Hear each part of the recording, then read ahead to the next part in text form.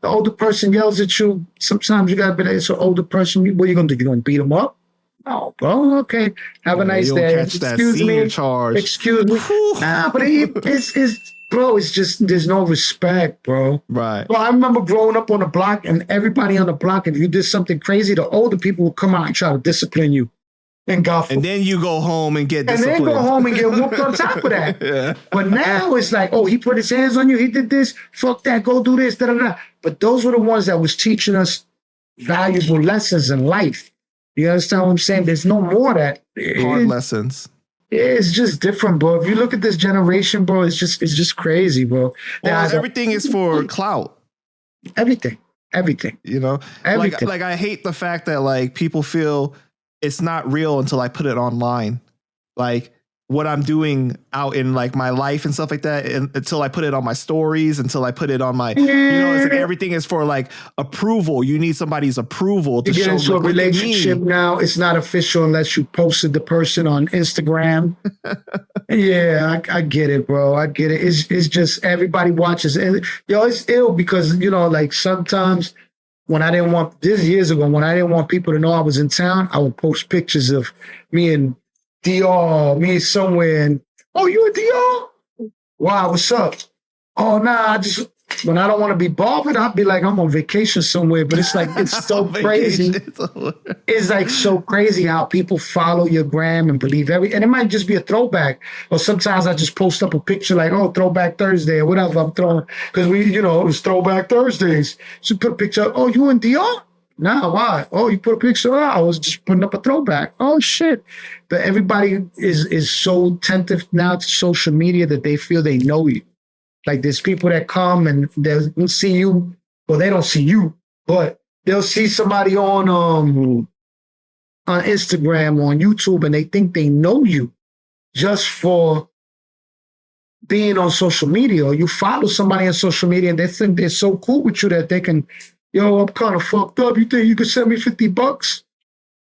My man, where the fuck I know you are for? You are, bro, that's the new thing. Oh, you haven't had that one yet? I've had not the money part, you know, but I've had the kind of like people think they know me from the interviews when you that's never hear me talk about myself in any interview, though. I don't talk about myself. Like people think that they know me from that. They're like, oh, I already know what type of person you are. Like you this. And I'm just like, bro, you don't even know. Like on purpose, I never talk about myself. You know what I mean? Dude, you got a lot of weirdos. Oh, he won't answer me back because he fucks with PANDA CHOP. What the fuck I got to, my nigga?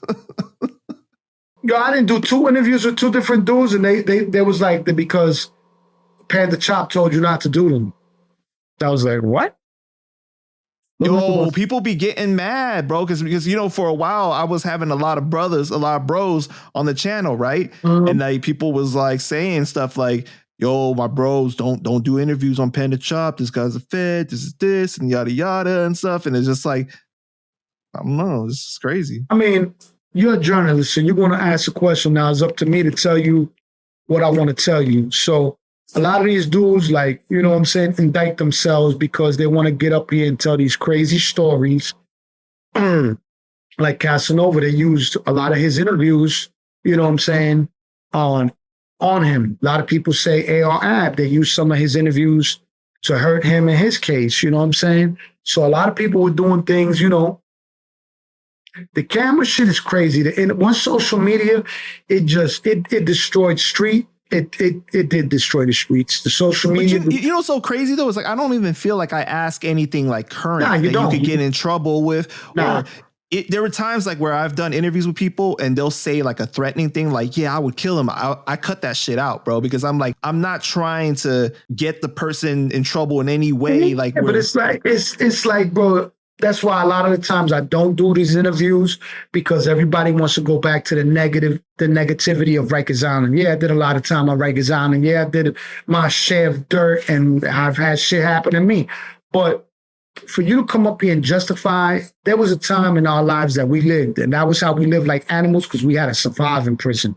So in prison, it's either you pray or you know what I'm saying? You're food, bro. Either you're the predator or you pray. You can't just go in there and expect, nothing's going to happen. No, somebody's going to test you and you got to stand up for yourself. Because if you don't, everybody's going to walk all over you. So you're forced to do what you got to do to survive in prison. Right. Some people just can't do it. But for you to come home and still try to live that glory from 30 years ago, and that's the problem with a lot of these podcasts, jail story things, that they still want to live the reputation that they lived 30 years ago.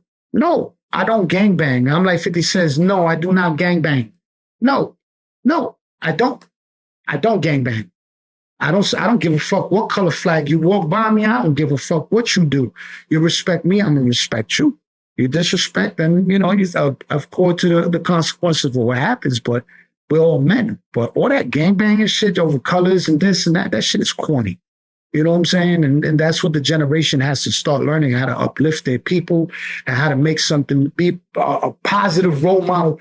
If not for anyone, for your kids that you have, because you don't want your kids. I don't want none of my kids ain't going to jail. So I feel I've accomplished. My nephews, nobody from our generation, I'm the only one that went to prison in my family. You know what I'm saying? So anybody else from my family never went to prison. So that's a blessing. You know what I'm saying? So they learn from my mistakes. So absolutely, obviously someone's doing something right. You know what I'm saying? I might not be able to go to some of these schools or some of the things because of my work schedule. I get a lot of invites to go speak at a lot of different functions and stuff like that, which honestly, if I had the time to do it, I would definitely want to do it. You know what I'm saying? And help out some of the youth and try to, bring awareness to that street life is over, to be honest with you.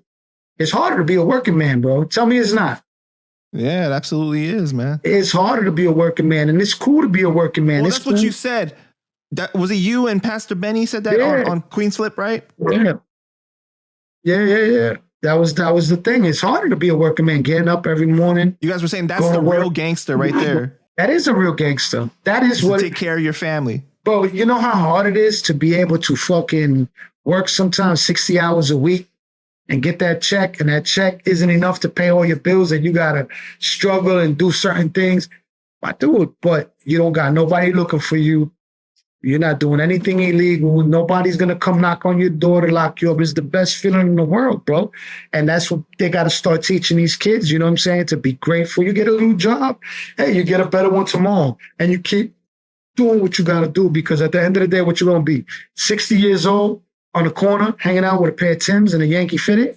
Well, that's the problem is kind of like the exploitation of it, right? It's like the fascination with the street life of like how hip hop has really made it like it's so cool to be real, because we all looked at it like that. Let's be real. Right. We grew up on watching gangster flicks, Godfather, Scarface, New Jack City, all these different movies with the gangster was always the ill guy that you wanted to be. Nobody wanted to be the cop. Right. Nobody wanted to be the father. What was it? On Bronx Tale.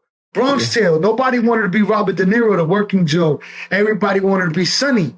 You know what I'm saying? But look, Sonny gets smoked. The other ones go to jail. Everything goes. And the hardworking man is still there getting up every morning. Bro, that's the hardest thing in the world, bro, is to get up to work for some bullshit that you can go out in that corner and make it in, 20 minutes, half an hour, make a week paycheck right there. Quick flip, blah, blah, blah. Okay, right. Cool. But then you go to jail, you get caught, you go to jail for 2 years for that bullshit fucking sale you just made, which you could have just, it doesn't weigh out. When you look at it, bro, it doesn't weigh out no more, bro. It doesn't weigh out. So what you're saying too also is like, okay, like you don't encourage people to go live the street life, but if you're gonna live the street life, then abide by the code. Yeah, abide by the codes. That's what you're saying. If you're man enough to pick up a gun and go do your thing, be man enough to do the time. Right. Because at the end of the day, no one's forcing you to do it. You're doing it yourself.